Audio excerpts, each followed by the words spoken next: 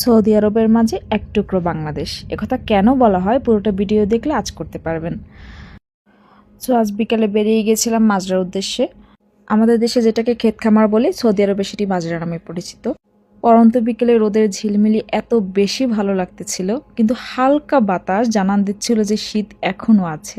যাই যাই করেও যেন শীত যাচ্ছে না। ঢুকতে ঢুকতে ধনেপাতা দেখছিলাম, এত ভালো চাষ হয়েছিল মাশাল্লাহ, অনেক সুন্দর। এবং কিছু বেগুন গাছ ছিল, অনেক শাক ছিল, এটা মেবি সাবানা শাক টাইপের কিছু একটা।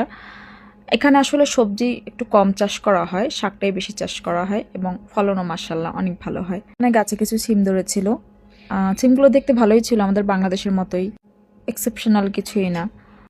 এখানে বিভিন্ন ধরনের শাক ছিল, লাল শাক, বাতুয়া শাক, মেথি শাক, সাবানা শাক, পালং শাক, বিভিন্ন ধরনের শাকের চাষ হয় এখানে।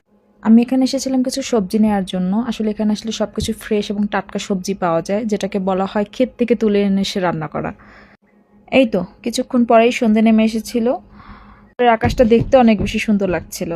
আসলে আমরা মাটির কাছে মানুষ, কিছুদিন দূরে থাকলেই একটা টান অনুভব করি। এই তো বাসার দিকে ফিরে যাচ্ছিলাম, রোড ল্যাম্পগুলো জ্বালিয়ে দিচ্ছিল যেহেতু সন্ধ্যা হয়েছে, কিন্তু দূরের আকাশটা বলে দিচ্ছিল এখনো হয়নি, আর কিছুক্ষণ বাকি আছে সন্ধ্যার। হাঁটতে হাঁটতে বাসার উদ্দেশ্যে রওনা হলাম।